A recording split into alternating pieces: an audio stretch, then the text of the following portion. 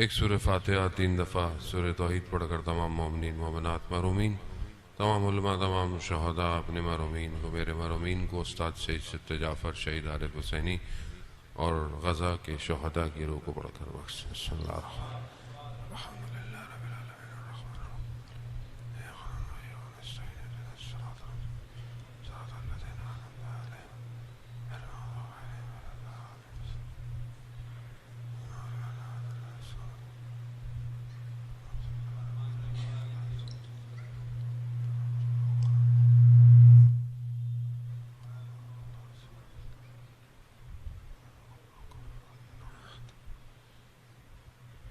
امام زمانہ کی سلامتی کے لیے ایک دفعہ صلوات بھیجتے ہیں.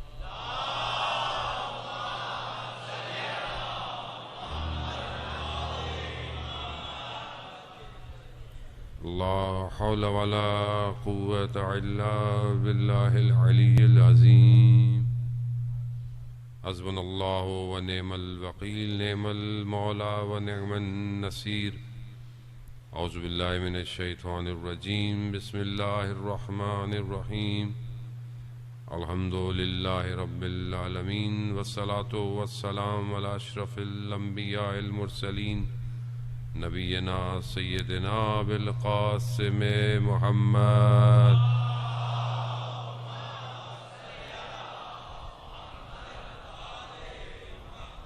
وعلی آلہ الطیبین الطاہرین المعصومین، لا سیما بقیت اللہ فی الارضین. روحی وارواحنا لتراب مقدم الفدا، ولعنت اللہ علی اعدائهم اجمعین. بسم اللہ الرحمن الرحیم. رب اشرح لی صدری ویسر لی امری واحلل عقدۃ من لسانی یفقہوا قولی. اما بعد فقط قال اللہ تبارک و تعالی فی کتاب الحکیم والقرآن المجید، وما خلقت الجن والانس الا لیعبدون. صلوات بید محمد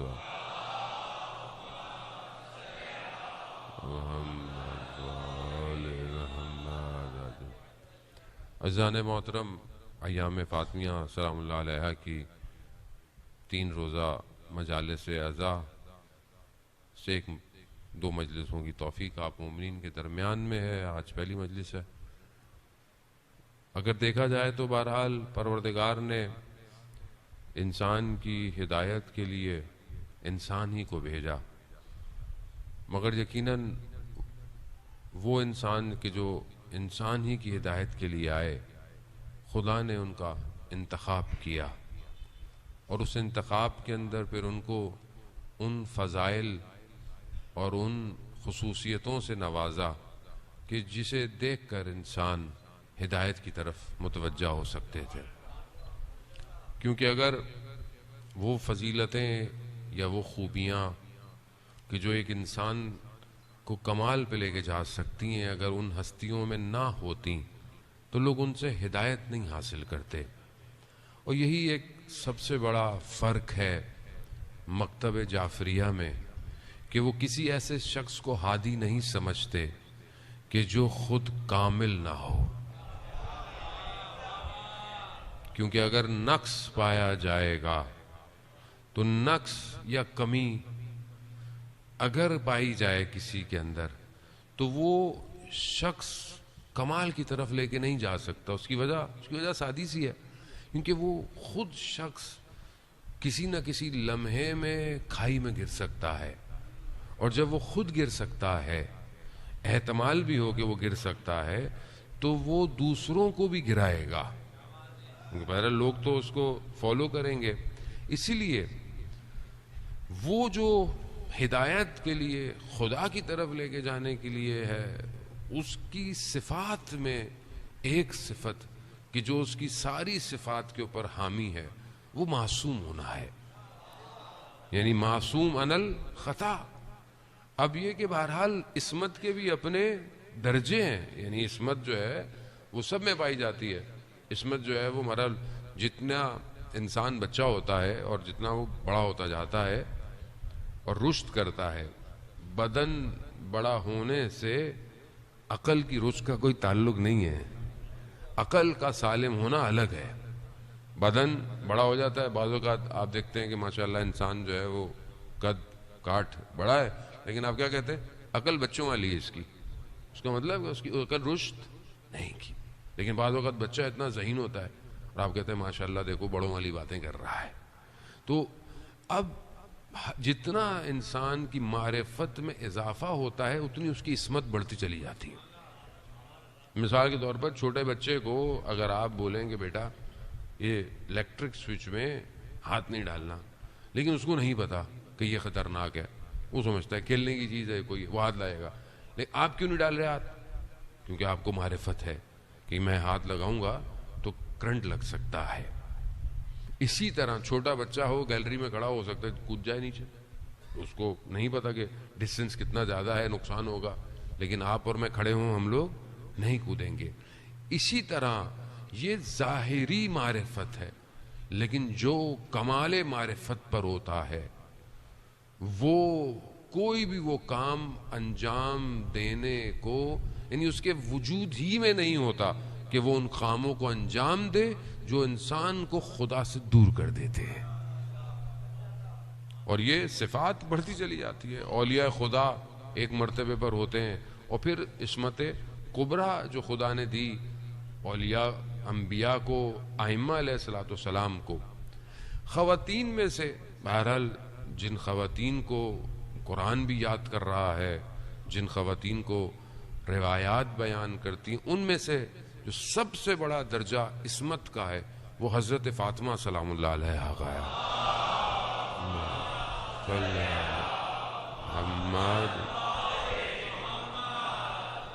اب یہ مقام اتنا بلند ہے کہ شاید ہم اور یقیناً ہم وہ توصیف اور وہ وصف اور وہ آپ تعریف کہہ لیں بیان کرنے سے قاصر ہیں. کیونکہ معرف جو ہوتا ہے یعنی جو ایک شخص کسی کی تعریف کرے تو اس کا جس چیز کی وہ تعریف کر رہا ہے اس کو جاننا ضروری ہے، یا اس کے بارے میں اس کی نالج انفارمیشن ہونی چاہیے. ہماری اتنی حیثیت ہی نہیں کہ ہم اس خاتون کی تعریف کر سکیں کہ جو سر کائنات ہے. یعنی انسان کو خود مقام پہ جانا چاہیے کہ کسی مقام پر کہ کسی کو بتایا نہیں. ہم نہیں ہم تو وہی بیان کر سکتے ہیں کہ جو ہمیں ملا. وہ کہاں سے ملا؟ وہی بیان کر سکتا ہے کہ جو پہچانتا ہے. وہ جو القاب عطا کیے گئے خداوند متعال کی طرف سے، وہ جو روایات بیان کی گئیں رسول خدا حضرت محمد مصطفیٰ صلی اللہ علیہ وسلم،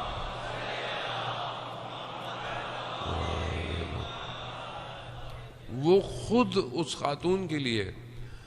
اور یہاں پر کہ اگر کسی کی زندگی کو کمال پر دیکھنا ہے تو زندگی کا کمال ہندسوں پہ نہیں ہے کہ مثلا کسی نے جو ہے وہ 50 سال زندگی گزار دی، 60 سال زندگی گزار دی کہ وہ کمال نہیں. یہاں کمال اس زندگی کا ہے کہ وہ کم مگر کیسے گزاری گئی. یعنی کہنے کو 18 بہاریں ہیں زندگی میں، مگر یہ 18 بہاریں اتنی وسیع ہیں کہ پورے طول زمان میں اس سے بڑی خاتون کوئی بھی نہیں ہے. یعنی یہ 18 سال اتنے حاوی ہو گئے کہ سیدت و نساء العالمین ہے، از اول تا آخر، یعنی حضرت آدم سے لے کر قیامت تک کے لیے سب خواتینوں کی سردار. تو یہاں پر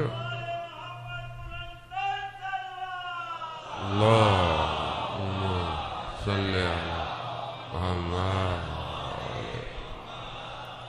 یعنی کمال ہے اس زندگی کا، اس حیات طیبہ کا کہ جو چند ظاہری سالوں پر مشتقل ہوتی ہے اور اس کے بعد اتنا نور ہے اس ذات میں کہ وہ پوری کائنات کو اپنے جو ہے وہ نور کے سائے کے تلے لے رہا ہے. کتنی بڑی بات جو بعض اوقات بہرحال اولیاء خدا کر جاتے ہیں کہ خود بی بی سلام اللہ علیہ کی جو چادر ہے اگر وہ ہل جائے تو کائنات کو رزق ملتا ہے. وہ ایک چادر اس کمال پر ہے کہ وہ ہم شاید، میں بتا تو رہا ہوں کہ ہم لفظوں میں صفت کو بیان کر ہی نہیں سکتے. لفظ نہیں ہے یہاں، صرف وہ لب پیمبر ہے کہ جو حامل کلام پروردگار ہے وہ توصیف کر رہے ہیں کہ فاطمہ بضعۃ منی، فاطمہ میرے جگر کا ٹکڑا ہے. جس نے فاطمہ کو ناراض کیا اس نے مجھے کیا، اور جس نے مجھے ناراحت کیا اس نے خدا کو غضبناک کیا، اور جس نے فاطمہ کو خوش کیا اس نے مجھے خوش کیا، اور جس نے مجھے راضی کیا اس نے خدا کو راضی کیا. یعنی کنیکشن اتنا مضبوط ہے کہ الہی معاملہ ہے. اور یہی وجہ ہے کہ بہرحال ہم اپنی حیات میں شاید ہم کم رجوع کرتے ہیں، یا جس طریقے سے ہمیں اس دروازے پہ جانا چاہیے ہم اس طریقے سے اس دروازے پہ نہیں جاتے. یعنی جو اس دروازے کو اللہ نے اختیار دیا ہے ہم خود، مطلب ہم ظاہر ہے ہمارے پاس اتنی انفارمیشن بھی نہیں ہے، نالج بھی نہیں ہے، معرفت بھی نہیں ہے، پھر بہرحال ہم دنیا میں ڈوبے ہوئے لوگ ہیں. میں خدا نخواستہ آپ کو نہیں کہہ رہا، اپنے آپ کو کہہ رہا ہوں. ہم دروازہ کھٹکھٹا بھی نہیں پاتے اس طریقے سے. جو یہ در ہے، درد جو جس کے اندر ولایت لبریز ہے، وہ کہ جس میں عبادت اس اوج پر ہے کہ خدا ملائکہ پر افتخار کرتا ہے کہ دیکھو کس طریقے سے میری کنیز میری عبادت میں کھڑی ہوئی ہے. یہ آسان نہیں ہے. مطلب ایک شخص نماز پڑھے، عبادت پڑھے، کیا ہو سکتا ہے؟ مطلب اس کا چہرہ نورانی ہو جائے گا، اس کی گفتگو ایسی ہو جائے. لیکن آدمی ایسی عبادت کرے کہ جسے مدینہ کے لوگ دیکھیں کہ ہر نماز کے اوقات میں ایک الگ نور ہے جو گھر سے نکل رہا ہے.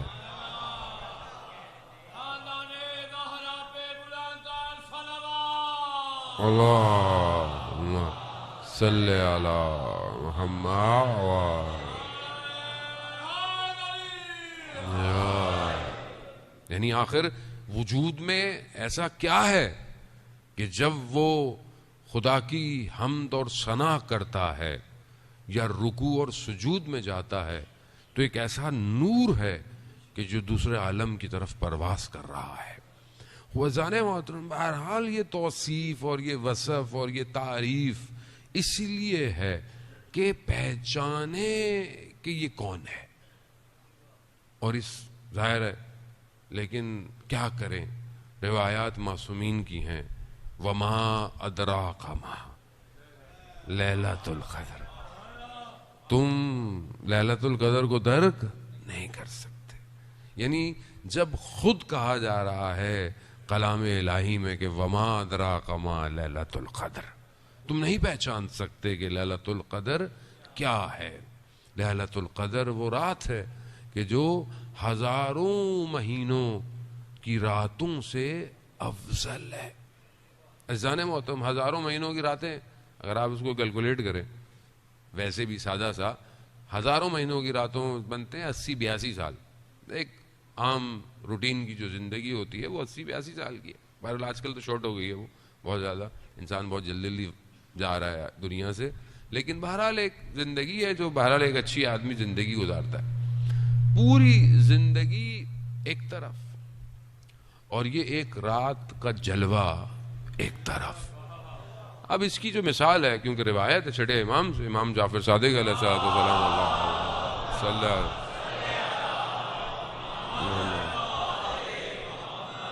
امام فرماتے ہیں کہ لیلۃ القدر جو اس سورت کی ذیل میں جو تفاسیر ہیں وہ فرماتے ہیں کہ وہ ہماری جد جو ہیں وہ اس کی تفسیر ہیں. یعنی لیلۃ القدر ہماری جد ہیں.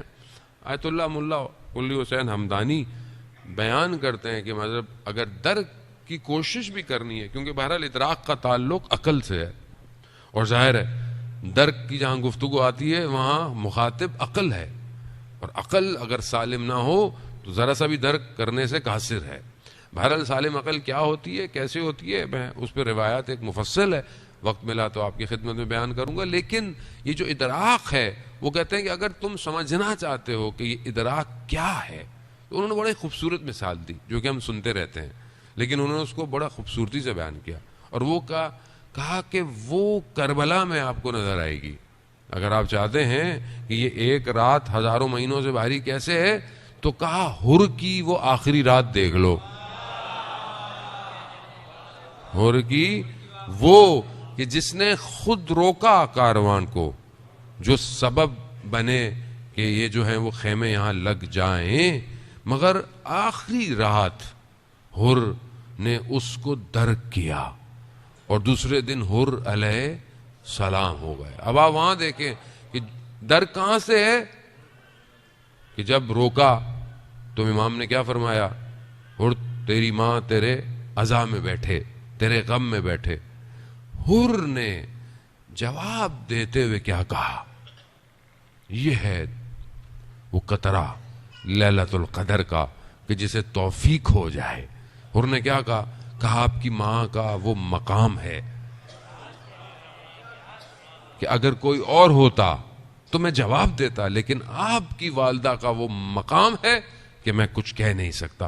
یہی ایک احترام کا قطرہ حر کے وجود کو وہ پرواز کروا گیا. جانے محترم، مطلب آپ سمجھنے کو، وہ خود خاتون کا مقام میں نے کہا کہ ہم توصیف نہیں کر سکتے، لیکن آئیے کہ جہاں اس قطرہ نور نے اپنا جلوہ دکھایا، حر کو ہم آج تک سمجھ نہیں پائے. آج اتنے 100 سال گزرنے کے باوجود حر ابھی بھی پرواز کر رہا ہے. آج لوگ حضرت حر کے روزے سے توسل کرتے ہیں.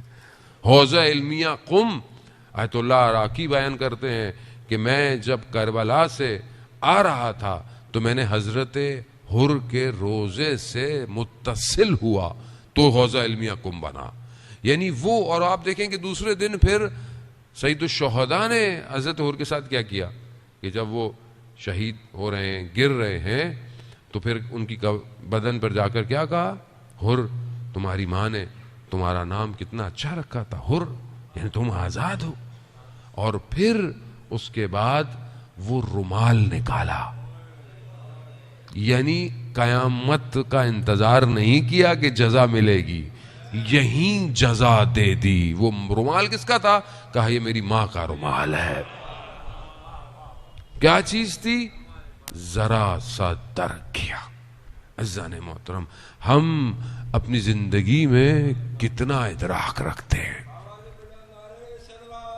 اللہ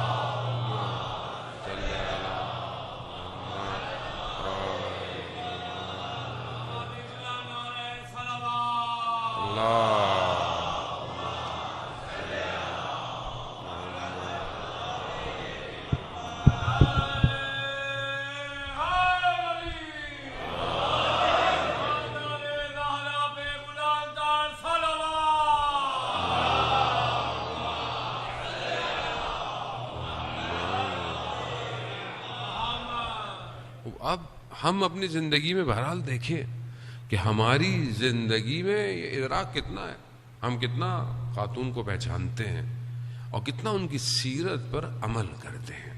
اصل تو یہی ہے کہ انسان جو ہے وہ اس زندگی کی جو بتائی گئی ہے اس کو اپنی زندگی میں شامل کرے، تب کمال ہے. اگر تو شامل نہیں ہو رہا اور صرف گفتگو ہے تو ظاہر ہے بہرحال ذکر تو ذکر ہی ہے، ذکر بھی فائدہ مند ہے، نقصان تو کوئی بھی نہیں دیتا. لیکن اصل کمال یہ ہے کہ انسان اطاعت پہ جائے. اور اطاعت کہاں ہو سکتی ہے، تو بہرحال زندگی میں نے بتایا کہ کم زندگی ہے لیکن اتنی وسعت رکھتی ہے کہ اگر آپ زندگی کے ہر زاویے پہ نگاہ ڈالیں تو آپ کو وہاں کامل زندگی نظر آتی ہے.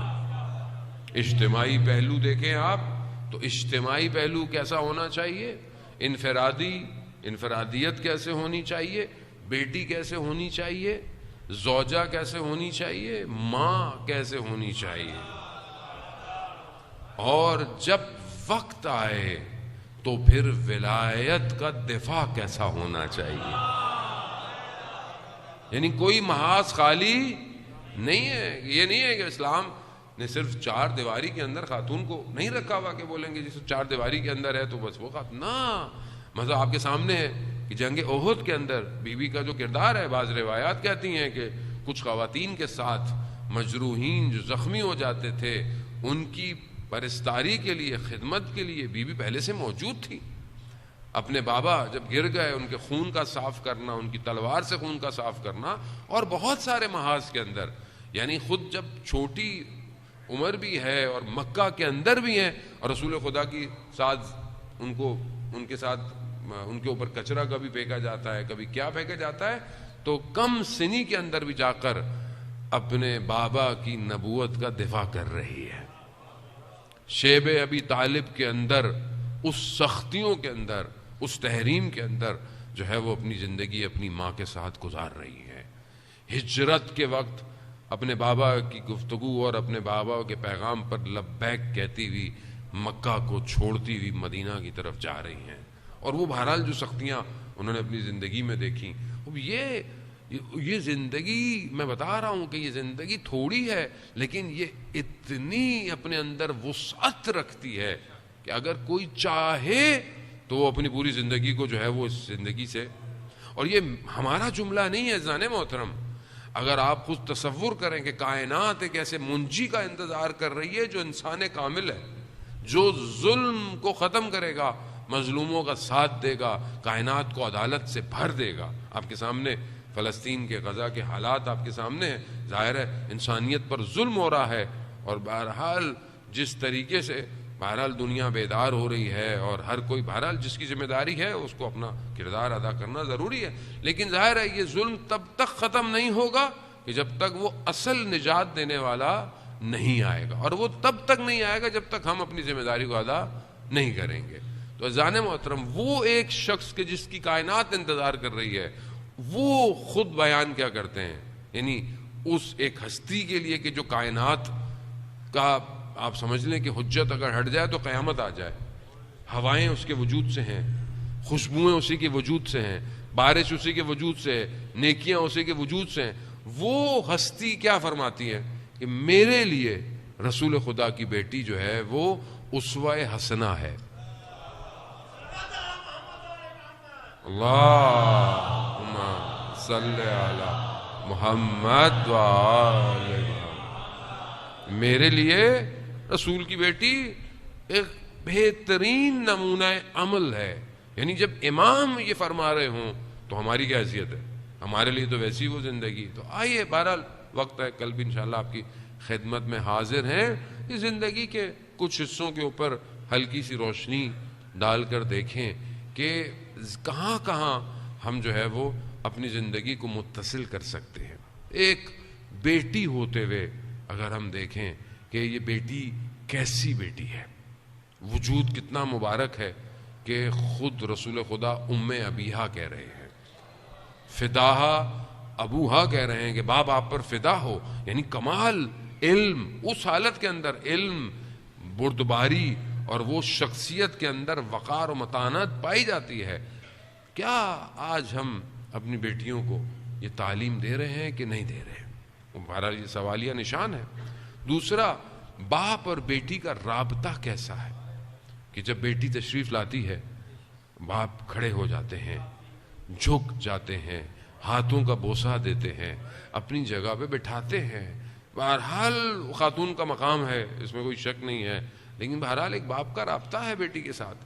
اب یہ رابطہ کیا آج معاشرے کے اندر ہے کہ نہیں ہے؟ آج کیا باپ اپنی بیٹی کا احترام کرتا ہے کہ نہیں کرتا؟ آج ایک باپ اپنی بیٹی کو وہ مقام، وہ جگہ دے رہا ہے کہ نہیں دے رہا؟ وہ یہ بہت ضروری ہے، کیونکہ بہرحال معاشرہ کا جو پہلا ایک خاتون کا وجود ہے وہ بیٹی ہی ہے. جب بیٹی کسی قابل ہوگی تو کل وہ بہترین زوجہ بنے گی، اور پھر وہ پرسوں بہترین ماں بنے گی، اور وہ پھر اپنے وجود سے، اپنے باطن پاک سے معاشرے کو کوئی نہ کوئی فرد دے گی. لیکن ابتدا بیٹی سے ہے. لیکن یقیناً بیٹیوں پہ کام کی ضرورت ہے، ان کی تربیت کی ضرورت ہے، ان کے ساتھ رویے کی، برخورد کی. لیکن آج بھی آپ دیکھیں کہ معاشرہ ہمارا کہ وہ عرب کا جاہل معاشرہ کہ جہاں بیٹیوں کو زندہ دفنا دیا جاتا تھا، اس دور میں خدا نے رسول خدا کو بیٹی ہی دی.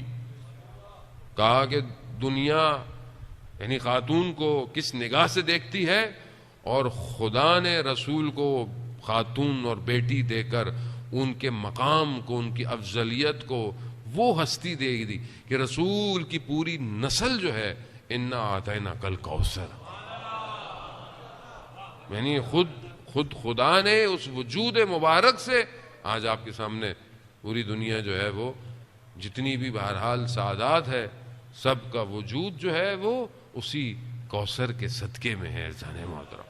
اب یہ اس زمانے کے اندر یہ کر دینا، اور آج بہرحال آج آپ کے سامنے، لیکن آج بھی افسوس یہی ہے کہ آج بھی ہم مسلمان ہوتے ہوئے یہ سب کچھ سنتے ہوئے بھی آج بھی دیکھیں، آج بھی کئی جگہ ہمیں سننے کو ملتا ہے اور انسان سنتا بھی ہے کہ کسی کی بیٹیاں اگر ہو گئیں تو اس خاندان کو یا اس زوجہ کو کہ جو بہرحال جس کی بیٹیاں ہیں، لوگ اچھے طریقے سے نگاہ سے نہیں دیکھتے۔ آپ دیکھیں کہ بہرحال لوگوں کو بیٹا بیٹا بیٹا بیٹا چاہیے، بیٹا نکما ہوگا تو کیا کرے گا؟ خدا بہتر جانتا ہے کہ بیٹا دینا ہے یا بیٹی دینی ہے، یا تو آپ بتائیں کہ انسان کے اپنے اختیار میں ہو، اپنے اختیار میں ہے کیا؟ صورت کیسے بنے گی، ہڈیاں کیسے بنیں گی، یہ کس کے اختیار میں ہے؟ خدا کے اختیار میں ہے۔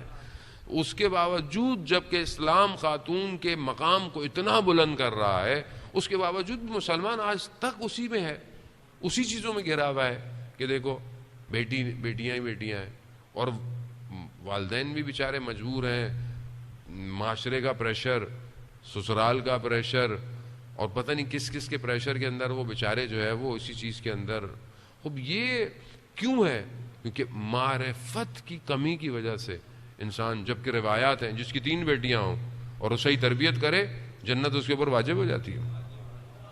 اگر 3 بیٹیاں جس کی ہوں اور وہ اس کی صحیح تربیت کرے، تو بہرحال انسان اس نگاہ سے دیکھے کہ بھائی اگر خدا نہ خواستہ بیٹی کا ہونا عیب ہے، یا خدا نہ خواستہ بیٹی کا ہونا کمی ہے، تو بھائی تو پھر آپ اپنے رسول کے گھر کو کیسے دیکھ رہے ہیں پھر آپ؟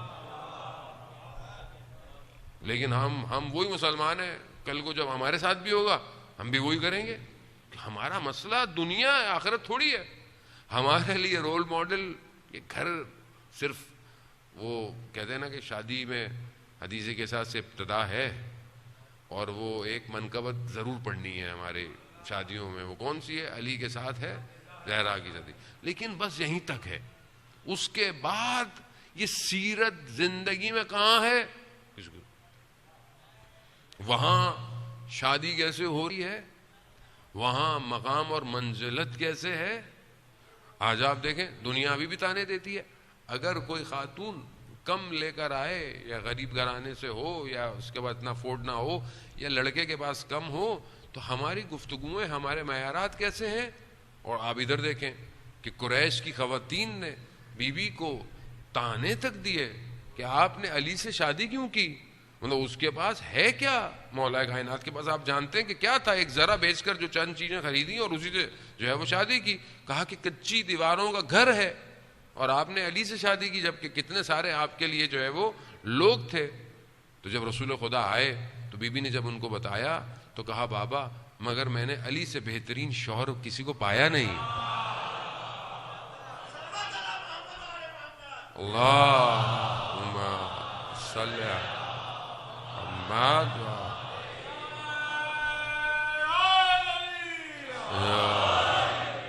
اب یہ دوسرا زاویہ ہے کہ جب آپ بھی اپنے لیے لائف پارٹنر دیکھتے ہیں، چاہے لڑکا لڑکی کو دیکھے یا لڑکی والے لڑکے کو دیکھیں، تو اس کے معیارات کیا ہیں؟ معیارات، یہ گھرانہ کیا معیار دے رہا ہے؟ وہ ہمارے لیے رول ماڈل کون سا گھر ہے؟ یہی گھر ہے نا۔ اب اگر چاہتے ہیں کہ آپ کا گھرانہ فاطمی ہو تو فاطمی گھرانے کے معیارات ہیں۔ اب معیارات یہ ہیں کہ وہاں پر ظاہری دولت نہیں دیکھی جا رہی، وہاں پر شخصیت دیکھی جا رہی ہے، وہاں پر اس شخص کے اندر کی خصوصیات دیکھی جا رہی ہیں۔ اب آپ مثال کے طور پر، مجھے تو خیر نہیں ہے تجربہ، ہمیں تو خود ازدواج کی بھی زمانہ ہو گیا، لیکن ابھی کہیں جاتے بھی نہیں ہیں، بہرحال ابھی بچے تو آہستہ آہستہ بڑے ہو رہے ہیں، لیکن یہ ہے کہ بہرحال مطلب آپ جائیں تو بہت کم لوگ ہیں جو ہم سے رجوع کرتے ہیں کہ مثلا آپ کسی کو جانتے ہیں مولانا صاحب، تو یہ چند سوالات ہیں فلانے شخص کے بارے میں، ہم سے جواب جاتا ہے، ہم بھی کہتے ہیں ہاں ماشاءاللہ ظاہری طور پر دیندار ہے، برائی کوئی نہیں کرتا، کوئی گناہ ظاہری نہیں کرتا اور کسی برائی میں مبتلا نہیں ہے، اور بہرحال واجبات کا وائب، یہ ایک بہرحال ایک معیار ہے. لیکن کیا جب ہم کسی کو ڈھونڈتے ہیں تو کیا یہ معیار ڈھونڈتے ہیں کہ نہیں ڈھونڈتے؟ پہلی نگاہ ہماری مادی ہے. میں یہ نہیں کہہ رہا کہ مطلب آپ جو ہے وہ بولیں کہ نہیں کچھ نہیں ہونا چاہیے، نہیں ہونا چاہیے بہرحال جو ظاہری چیزیں ہیں، لیکن کیا گارنٹی ہے کہ جو مادی چیز کو دیکھ کر آج اپنی آپ بیٹی دے رہے ہیں، کل صبح اٹھے تو وہ مادیت اس کے پاس ہو گیا نہ ہو؟ وہ گارنٹی تو نہیں ہے. کچھ بھی ہو سکتا ہے، کوئی بھی حادثہ ہو سکتا ہے، کوئی بھی واقعہ ہو سکتا ہے، اینی تھنگ پاسبل. اور لوگ تو بہرحال، میں تو ظاہر ہم کنسلٹنسی کرتے ہیں لوگوں کی شادی کے بعد کے مسائل، لوگ جھوٹ بہت بولتے ہیں. بہت سارے ایسے واقعات ہیں جہاں لوگ جھوٹ بہت زیادہ بولتے ہیں کہ بھئی ایسا ہے، ویسا ہے، فلانا ہے، اور بہرحال شریف لوگ بہرحال جب اپنی بیٹیوں کی شادیاں کرتے ہیں تو سامنے جو داستان جو ہے وہ کچھ اور ہوتی ہے. اسی لیے سب سے پہلی چیز کردار ہے. کردار اگر وہ پیرامیٹر کہ جو اس شادی کے اندر ہے اگر وہ لیے جائیں تو کیا کون سا پیرامیٹر ہے کہ بہرحال جو خدا نے دیا ہے اس پر اکتفا کرے. کیونکہ سب سے بڑی غنا یعنی انسان کا غنی ہونا، روایات کہتی ہیں قناعت ہے. اگر انسان قناعت کرتا ہو تو اس سے بڑا غنی کوئی نہیں ہے. دوسری چیز کہ جب شادی ہو گئی تو جب رسول خدا جاتے ہیں تو مولا کائنات سے پوچھتے ہیں کہ آپ نے فاطمہ کو کیسا پایا؟ تو اب مولا کائنات کیا فرماتے ہیں کہ میں نے خدا کی عبادت میں فاطمہ کو مددگار پایا. اب یہ کتنا بہترین معیار ہے. اب کوئی ڈھونڈتا ہے آج کل کے دور میں ایسا کہ مجھے کوئی ایسی خاتون ملے کہ جو مجھے عبادت میں مددگار ہو. اللہ نہیں ہے جانو، ہم لوگ کتنا دور ہیں، کتنا گھر سے دور ہے کہ ہم یہ پوچھتے ہی نہیں ہیں کہ بھائی عبادت کیسی ہے، نماز کیسی ہے، عقائد کیسے ہیں، معرفت کیسی ہے. اب یہی چیزیں ہیں نا. جب یہی کمزور ہوتی ہیں تو جب آپ شادیاں کرتے ہیں تو آپ دیکھیں کتنی جلدی ناچاکیاں ہیں، کتنی جلدی طلاقیں ہیں، کتنی جگہ. کیوں؟ کیونکہ اصل دین نہیں ہے، اصل قیامت نہیں ہے، خوف خدا نہیں ہے. جب خوف خدا نہیں ہے تو ذرا سی بات پہ انسان اکھڑ بھی جاتا ہے، ذرا سی بات پر فساد بھی ہوتا ہے. خوف خدا نہیں. جب خوف خدا ہو تو انسان پرواز چڑھتا. علامہ طباطبائی رضوان اللہ تعالی علیہ آپ جانتے ہیں مفسر قرآن ہے. میزان کتنی بڑی جو ہے وہ تفسیر ہے. اتنی ان کی زندگی گزری اور کس سن پر جا کر ان کی زوجہ کا انتقال ہو گیا. اچھی خاصی ان کی عمر تھی، دھاڑے مار کر رو رہے. تو کسی نے کہا علامہ آپ اتنی بڑی شخصیت ہیں، آیت اللہ ہیں، آپ اپنی زوجہ کے لیے رو رہے ہیں؟ تو وہ کیا فرماتے ہیں؟ کہا یہ جو میں نے تفسیر لکھی ہے، میں جب راتوں کو 3 بجے لکھ رہا ہوتا تھا تو یہ خاتون چائے کا کپ لے کر کھڑی ہوتی تھی. یعنی عبادت میں مددگار ہے. کتنا امپورٹنٹ ہے. پہلی چیز جو عبادت میں مددگار ہے، جانے محترم، کیونکہ میں بھی اسی پلانٹ کا آدمی ہوں، اس پلانٹ میں جو سب سے چیز ڈسٹرب کرتی ہے نا عبادت کو، وہ سکون ہے. اگر آپ کے زندگی میں سکون نہیں ہے نا تو انسان کوئی عبادت نہیں کر سکتا. سکون ہی نہیں ہے، میں سجدے میں کیسے جاؤں، میں عبادت. جس کو سکون ہوگا وہی تو سحر میں اٹھ کر وضو کر کر تہجد کے سجدے کرے گا. جس کی زندگی میں سکون نہیں ہے وہ تو بیچارہ گھر بھی نہیں آتا کہ جب سب سو جائیں تو گھر آؤں گا، اور جب سو ہی رہو تبھی نکل جاؤ. خب یہ معاشرہ ایسی ہو گیا. یعنی وہاں پر وہ تعلیمات ٹرانسفر نہیں ہوئی کہ جہاں گھر بنایا جائے. مکان بنائے جا رہے ہیں ہمارے ہاں. پلاٹ لے لو، بلڈنگ بنا لو، فلیٹ کھڑا کر لو، یہاں یہ لے لو. یہ مکان ہے، گھر نہیں ہے. گھر کا تعلق افراد سے ہوتا ہے. مکان بنتا ہے در و دیوار سے، لیکن گھر نہیں ہوتا. گھر تو چھوٹا سا ہو. یہی تو کمال تھا. امام خمینی کا جملہ ہے کہ کوچہ بنی ہاشم کا مدینے کا یہ کچی دیواروں کا گھر تھا، مگر اس نے کائنات کو کتنی بڑی شخصیتیں دی. گھر بنائیں. گھر اسی سے بنتا ہے کہ جب بہرحال انسان آئے زندگی میں شرم و حیا بردباری مولا کائنات گھر تشریف لاتے ہیں اور کہتے ہیں بہرحال کسی کے لیے تقاضا, تو بی بی کیا کہتی ہیں کہ چند دن سے گھر میں فاقہ ہے. تو مولا کہتے ہیں کہ آپ نے مجھے بتایا کیوں نہیں؟ کہا جو چیز آپ کے بس میں یا آپ فی الحال انجام نہیں دے سکتے تھے تو مجھے شرم آتی تھی. یعنی اذان محترم, اللہ اکبر, کہ میں آپ سے اس کا تقاضا کروں کہ مجھے بتائے کہ آپ مطلب آپ یہ داستانیں نہیں ہیں. وہ علی کے جو خیبر کو 2 انگلیوں سے اکھاڑ سکتا ہے, زندگی ایسی ہی تھی. یعنی کنیز نہیں تھی رسول خدا کے پاس کہ اپنی بیٹی کو ایک کنیز دے دیتے. سلمان فارسی گزر رہے ہیں, دیکھا بی بی چکی بیس رہی ہیں, ایک ہاتھ میں چکی ایک ہاتھ میں حسین ہے. کہا کہ میں نے دیکھا تو میں نے کہا بی بی ایک کام مجھے دے دیں, یا چکی مجھے دے دیں یا بچہ مجھے دے دیں. پھر رسول خدا کی خدمت میں گئے سلمان فارسی, کہا یا رسول اللہ میں نے خراسان, یعنی ظاہر ہے وہ اس زمانے میں ایران سے آئے تھے, وہ کہا میں نے بادشاہوں کی بیٹیوں کے جلال دیکھے ہیں, ان کے لباس دیکھے ہیں, سید الانبیاء ہیں آپ, اور آپ کی بیٹی چکیاں بیچ رہی ہے. تو رسول خدا کیا فرماتے ہیں, فاطمہ نے آخرت کو دنیا پر انتخاب کیا ہے. خوب یہ تعلیمات ہے. ہماری زندگی میں آخرت ہے یا نہیں ہے؟ کیا ہم آخرت کو مقدم رکھتے ہیں کہ نہیں رکھتے؟ اب یہ ساری چیزیں بیسکس ہیں.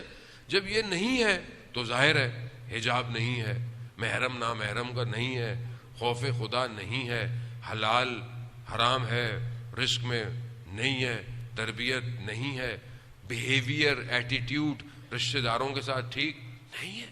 یہ سب کیوں نہیں ہے؟ کیونکہ آخرت محور نہیں ہے, دنیا محور ہے. دنیا کیا کہے گی, دنیا کیا بولے گی, فلانے نے ہمارے ساتھ یہ کیا, ہم کیوں ان کے ساتھ اچھا کریں, فلانے نے ایسا کیا. آپ دیکھیں جتنے مسائل ہیں کس کی وجہ سے, یہ جو رشتوں کے اندر مسائل ہیں یہ صرف دنیا کی وجہ سے.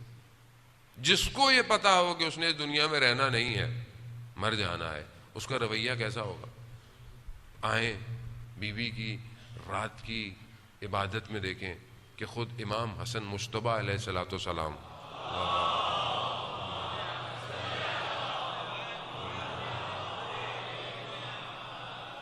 امام فرماتے ہیں کہ میں نے اپنی والدہ کو کبھی اپنے لیے دعا مانگتے ہوئے نہیں دیکھا.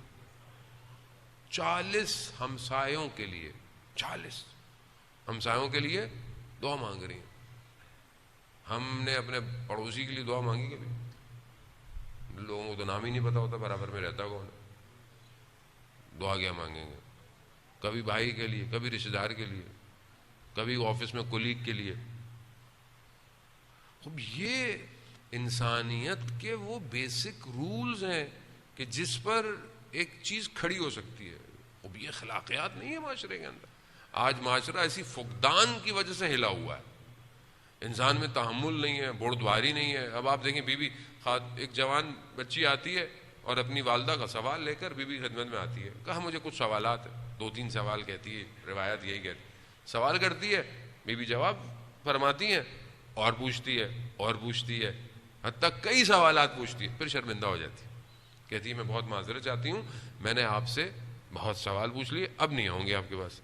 تو بیوی کہتی نہیں ایسی کوئی بات نہیں, تم نے جتنے سوال پوچھنے ہیں, جب تم نے آنا ہے آؤ. بردباری, تحمل, یہ ضروری ہے. اتنی سختیاں آپ کے سامنے روایت ہے, بی بی فوت فرماتی ہیں جتنی مصیبت مجھ پہ پڑی, اگر روزے روشن میں پڑتی تاریکی میں بدل جاتے. اتنی مصیبت کے بعد آپ مجھے بتائیں کہیں پر کوئی جملہ خدا کی بارگاہ میں یا کسی سے یہ کہا ہو کہ میں تو رسول کی بیٹی ہوں, میرے ساتھ یہ کیا ہو رہا؟ نہیں. عبادت, شکر, سجود کیسا ہے, یعنی اللہ اکبر, پریشانی اگر ہے تو کس کے لیے ہے؟ امت کے لیے. رسول کی بیٹی ہیں, جتنی رسول کو پریشانی امت کی تھی, بیٹی کو بھی اتنی پریشانی ہے. روایات ہے رسول خدا گھر میں آتے ہیں بیٹی کے, دیکھا کہ بیوی جو ہے وہ پریشان ہے, چہرے پر اضطراب پایا جاتا ہے. رسول خدا پوچھتے ہیں بیٹی کیا ہوا؟ کہا بابا مجھے قیامت کا منظر پریشان کر رہا ہے. کہا بیٹا کیوں؟ کہا بابا قیامت میں سب کچھ عریاں ہوگا, یعنی سب کچھ کھلا ہوا ہوگا, سب کچھ نظر آئے گا. تو کیا بیوی کو اپنے لیے پریشانی تھی؟ وہ تو شافی محشر ہے, وہ تو خدا کی بارگاہ میں رسول خدا کے ساتھ ہیں, وہ تو مقام ان کا ہے کہ دنیا اور آخرت کی بہترین خواتین میں سے ہے, 4 بہترین خواتین میں سے اللہ نے ان کا انتخاب کیا, قرآن کی آیتیں ان کے اوپر نازل ہوئی ہیں. کس کے لیے پریشانی ہے؟ امت کے لیے پریشانی ہے, چاہنے والوں کے لیے پریشانی, ماننے والوں کے لیے پریشانی ہے. ایسے میں حضرت جبرائیل تشریف لاتے ہیں اور کہتے ہیں کہ یا رسول اللہ, خدا نے فاطمہ کو سلام بھجوایا ہے اور ان سے کہیں کہ پریشان نہ ہوں, ہم قیامت میں ان کے چاہنے والوں کو نور کے دائرے میں رکھیں گے. نور کے دائرے میں. خوب یہ عزیزان محترم, خوب یہ رابطہ خدا کے ساتھ بندگی اور عبودیت کا, خوب یہ محور ہے. ایک خاتون اگر آج معاشرے میں اپنا کردار کر رہی ہے تو سب سے پہلی چیز مہم اس کے لیے خدا کے ساتھ رابطہ ہے. اگر اس کا رابطہ خدا کے ساتھ اچھا ہے تو وہ, اگر اس کے گھر میں مشکلات ہیں, اگر اس کے شوہر کا اخلاق اچھا نہیں ہے یا مشکلات ہیں, وہ وہاں صبر و تحمل کرے گی. اگر اولاد میں بیماری ہے, اولاد کے اندر مشکلات ہیں, وہاں وہ صبر و تحمل کرے گی. کیوں؟ کیونکہ دنیا میں ہر وقت نہیں رہنا. بعض اوقات لوگ اتنا چیخ و پکار اپنی زندگی میں کرتے ہیں کہ یہ ہو گیا وہ ہو گیا. بھائی کچھ نہیں ہوتا, 4 دن کی زندگی ہے اور ہر کسی کا امتحان الگ ہے, ہر کسی کی مشکلات الگ ہیں. اگر آج ہم اتنے زندگی کے امتحانات پر ہو رہے ہیں, مثال کے طور پر آج فلسطین میں ہونے والے واقعات کی مائیں خدا کی بارگاہ میں کیا کہتی ہوں گی کہ جن کے بچے جو ہے وہ اس ملبوں کے نیچے سے نکل رہے ہیں. آپ کے سامنے تصویروں کو انسان دیکھ نہیں سکتا کس طریقے سے, لیکن کیا مائیں ہیں. اور ظاہر ہے یہ مائیں اسی ماں سے درس لیے ہوئے ہیں. ایک ماں کی جس کی 3 بیٹیاں ایک دھماکے میں جنوب لبنان میں جو ماری گئیں, ابھی نہیں واقعات میں, اس ماں نے جب وہ ہاسپٹل میں سے ہوش میں آئی تو اس نے کیا کہ میری 3 بیٹیاں, 3 چھوٹی بیٹیاں, بم پھٹ رہے ہیں تو کہہ رہی ہیں ماں ہمیں خوف ہو رہا ہے. تو ماں نے بولا بیٹا خوف کس چیز کا؟ کہا مر جانے کا خوف ہے. کہا ہاں. کہا بیٹا مر کر نقصان تھوڑی ہونا ہے, تم تو اتنی اچھی جگہ چلی جاؤ گی کہ جو یہاں سے بہت بہتر ہے. کیا ماں ہے آپ سوچیں. اور پھر وہی ہوا, وہ کہتے میں نے ان کو مسجد کی طرف لے کے جانے کے لیے ٹافیاں دلائیں, گاڑی میں بٹھایا اور تھوڑی گاڑی آگے گئی, وہاں سے ایک دھماکہ ہوا تو میں نے خود دیکھا کہ جس زخمی حالت میں مجھے نکالا گیا تو میں نے دیکھا میری 3 بیٹیاں جا چکی. کیا ماں ہے جانے محترم. بہرحال اب یہاں مدینہ, یہاں وہ وقت کہ جہاں رسول خدا کی زندگی کے آخری ایام ہے, بی بی اپنے بابا کے سرہانے بیٹھی ہوئی, آخری وقت ہے رسول خدا کا. اور ظاہر ہے مائیں بیٹیاں باپ کے جنازوں پر زینت ہوتی ہیں. مکل آپ روایت سنتے رہتے ہیں, معروف ہے, دروازہ میں کوئی آتا ہے, بی بی پوچھتی ہے کون ہے؟ کہاں بڑی دور سے آیا ہوں, رسول خدا کی زیارت کرنی ہے. بی بی فرماتی ہیں ابھی طبیعت ٹھیک نہیں ہے, ان کی صحت اچھی نہیں ہے, بعد میں آئیے گا. تھوڑی دیر پھر گزرتی ہے, پھر دق الباب ہوتا ہے. بی پوچھتی ہے کون ہے؟ کہا بڑی دور سے آیا ہوں. کہا میں نے کہا ہے نا کہ ابھی حالت مساعدت نہیں ہے. تیسری دفعہ جب دق الباب ہوتا ہے تو رسول خدا فرماتے ہیں بیٹی جانتی ہیں کون ہے؟ کہتی نہیں بابا. کہا بیٹے ملک الموت ہے, آپ کے احترام میں وہ یہ مصائب کافی ہیں. آپ کے احترام میں اجازت لے کر اندر آنا چاہتا ہے. اس سے بڑا اور کیا غم ہے، اس سے بڑے اور کیا مصیبت ہے کہ ملائکہ پوچھ کے آتے تھے. میں تو بس یہی جملہ کہوں گا، یا رسول اللہ، جب باپ زندہ ہو تو ملائکہ بھی پوچھ کے آتے ہیں. آپ کے جانے کی دیر تھی یا رسول اللہ، امت بغیر پوچھے آئی ہے. اور نہ صرف آئی، لکڑیاں بھی لے کر آئی، دھمکیاں دی جا رہی ہیں. بی بی نے بہرحال اپنی حجت کو تمام کیا. عزیزانہ محترم، خدا آپ کو کسی غم میں نہ رولائے سوائے غم حسین کے اور اہل بیت کے. بی بی نے اپنی حجت کو تمام کیا. بی بی نے کہا کہ تم نہیں جانتے میں کون ہوں، کہ شاید یہ بھول گئے ہوں، شاید یہ بھول گئے ہوں کہ میں کون ہوں. کہا کون؟ کہا میں فاطمہ ہوں. تو کہا ہوا کرے اگر علی کو نہیں بھیجا تو ہم دروازے کو جلا دیں. ہاں عزیزان محترم، نہ صرف دروازے کو جلایا گیا، دروازے کو دھکا دیا گیا. اور وہ رسول کی اکلوتی بیٹی در و دیوار کے درمیان میں آ گئی. بس اسی حالت میں زبان حال بھی ہے، بہرحال مقتل کے جملے ہیں کہ بی بی نے کہا یا اباتا یا رسول اللہ. مگر میں یہی کہوں گا کہ یا رسول اللہ، آپ نے امت سے اجر مانگا تھا، یہ امت نے اجر دیا آپ کی رسالت کا. بس عزیزان محترم، امام کو لے کر چلے گئے اور حضرت محسن اسی اثنا میں شہید ہو گئے. بے ہوشی کی حالت ہے. میں بڑے احترام سے مصائب پڑھ رہا ہوں کیونکہ بہرحال جملے بڑے سخت ہیں مصائب کے. جب بی بی کی نے ہوش دوبارہ آئی تو جناب فضہ سے پوچھا کہ ابو الحسن کہاں ہے؟ کہا کہ بی بی لے کے چلے گئے ہیں. اسی حالت میں بھی بی بی نے کہا کہ مجھے چادر لا کے دو. چادر پہنی، اسی شکستہ حالت میں مدینہ کی گلیوں میں چلی گئی. جب دیکھا کہ علی کے گلے میں رسی ہے، اپنے ہاتھ کو علی کے کمر بند میں ڈالا کہ میں علی کو نہیں جانے دوں گی. عزیزان محترم، انہوں نے بڑی کوشش کی کہ یہ ہاتھ چھٹ جائے، مگر جب ظالموں نے دیکھا کہ یہ ہاتھ چھٹتا نہیں تو وہ ظلم کیا.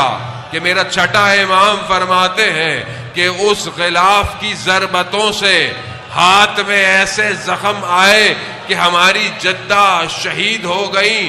عزیزان محترم، امام کو لے کر چلے گئے، مسجد نبوی میں پہنچے. جب تلوار کو علی کی گردن پر رکھا، بی بی باہر پہنچ گئی. بی بی نے کہا کہ میں بالوں کو کھولوں گی، میں خدا کی بارگاہ میں بد دعا کروں گی. یہ کہنا تھا. مسجد نبوی کی دیواریں بلند ہونا شروع ہوئیں. حضرت علی نے فوراً سلمان فارسی کو کہا، سلمان جاؤ فاطمہ سے کہو کہ بد دعا نہ کرے، رسول خدا کی محنت جاتی ہے. بس میں یہ کہوں گا، بی بی بیٹھی رہی جب تک علی کو چھوڑا نہیں گیا. میں کہوں گا یا سیدہ، آپ تو علی کو لے کر چلی گئی.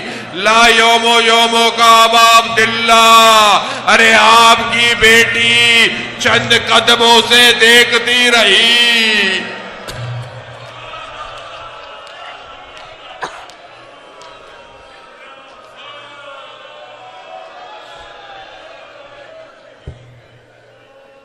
لعنت اللہ علی القوم الظالمین وسیعلم الذین ظلموا ای منقلب ینقلبون. پروردگار تجھے واسطہ محمد و آل محمد کا امام زمانہ کے ظہور میں تاجیل عطا فرما، ہمیں ان کے ناصروں ان کے مددگاروں میں شمار فرما، حاضرین محفل مجلس ان کی توفیقات میں اضافہ فرما، بے اولادوں کو اولاد صالح عطا فرما۔